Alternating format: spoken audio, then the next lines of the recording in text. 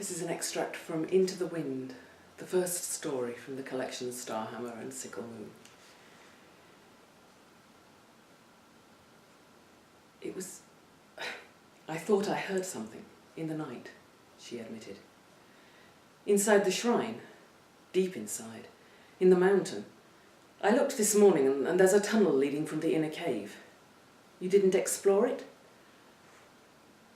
She must have heard in his voice a doubt he had not intended, for she turned on him like a whip.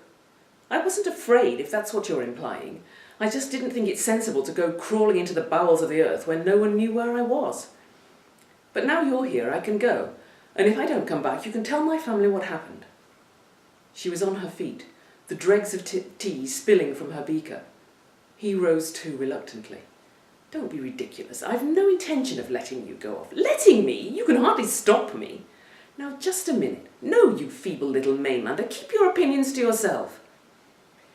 If you're going in, I'm going with you, he declared, choiceless. He couldn't let a girl show more courage than he. Fat lot of use you'll be. But she didn't try to prevent him from following as she went back inside the shrine, past the statue and into a small inner cave, where she picked up a lantern and lit it. There, you see? She pointed into the far corner behind a fluted stalagmite. A narrow black opening recalled the time he and his sister had lost themselves in the cellars of the old imperial palace and managed to break their lantern. He caught his breath. Come on. She plunged into the tunnel, and he had to follow closely to stay within the light of the lantern. She, of course, had a dagger at her belt and another in a leg sheath, whereas he had a basic utility knife. Once the darkness closed in, an unpleasant sensation between his shoulder blades reminded him that anything could creep up behind him. This was the sort of foolhardy venture he had all too often undertaken as a boy, constantly striving to prove himself against the shining example of his warrior father. And all too often, as in the episode in the palace cellars, he had failed miserably and had to be rescued. But here there would be no one to rescue them. She seemed to have forgotten her speech about the folly of going off when no one knew where she was. Perhaps she too felt she had something to prove. The tunnel twisted and turned, narrow enough that Norral could trail both hands along the walls, and descending gradually into the heart of the mountain. At one point the descent steepened, and Anik's boots slipped so that the lantern swung wildly, throwing great swooping shadows. He grabbed her instinctively, and they both stopped, breathing hard. Watch it. If the lantern breaks, we'll have a right job to get out of here. Well, you needn't hold on to me. I'm not your mummy. I was trying to stop you falling, he retorted with dignity, releasing her. Well, don't. If I can keep my balance on deck in a storm, I'm not like to fall on land. Anyway, hold the light steady. Look, what's that, ahead? Something gleamed in the lamplight, and then was gone. Could there be an animal down here?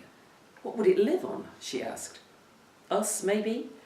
No, sorry, bad joke. I don't know. I never heard of anything big that lived in caves.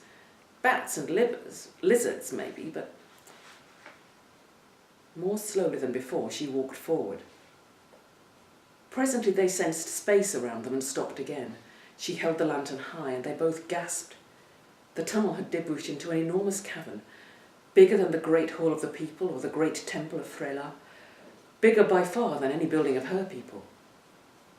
Water dripped somewhere, and had carved the rock into weird and grotesque shapes which leapt out as the light passed over them, then receded into the darkness. Phew, she whispered, as if afraid a loud voice might awaken some sleeping monster. Norral was peering into the darkness. This time he was sure he saw eyes watching them. Don't move, he breathed in her ear. Just turn your head a little to the left. Do you see it? It's gone. I saw it. There's definitely something here. More than anything, he wanted to retreat, back up the tunnel to daylight and safety. More than anything, except to be thought a coward. We should at least explore a bit now we're here. If we follow the wall, we can't get lost. There could be other tunnels. Let's mark this one. She bent and rapidly piled loose stones into a little cairn at the tunnel's mouth. Scarcely had they taken 5 paces when a cry arose, high, piercing and desolate, sending cold fingers across their scalps. It was answered by a second. That second one came from behind us, she gasped. Go on, see if there's another way out, he suggested urgently. As fast as they could, they moved along the right-hand wall of the cavern. One possible opening proved to be nothing but a smaller cave with no exit, but then they struck another tunnel. Annick stepped in without hesitation, and Norrell followed. It was dankly chill underground, but he was sweating. This new tunnel also ran downhill at first, then began to climb again. They rounded several sharp corners, and then Annick stopped abruptly. What? See for yourself. She held up the lantern to reveal a small square chamber. The tunnel ended here, but Norrell forgot that disappointment in his surprise. What is this place? These walls were cut with tools. See how smooth they are. And what's this? She had crossed the flat floor to where a globe of pale blue crystal stood on a ledge of rock. Annick tried to lift it, but the crystal was set fast in the stone beneath. This can't be natural, surely it's too perfectly round. And we've seen nothing else like it, no other crystal formations. Norrell, who made this place? Neither of them noticed that she had used his name for the first time. He too reached out to touch the crystal globe. And under his touch it came to life, glowing gently and then pulsing a deeper blue. A harsh grating sound drew their eyes to the left, where a section of the wall had slid aside. Within was a narrow square space, large enough for perhaps 4 people to stand in, with another of the blue crystals set in the far wall. Even as they stared, a movement made Norrell swing round and shout. Padding out of the tunnel was an animal the like of which he had never seen. Covered in silky milk-white fur, its eyes palest green, set above a large fanged jaw. It stood breast-height on the young man, its mouth opened wider, baring the fangs, and it gave vent to the wailing cry they had heard before. But now, in this confined space, it pierced their ears and resounded off the walls. They both shrank back, but Annick drew her blade. And if you want to know how they get out of that, you'll have to buy the book.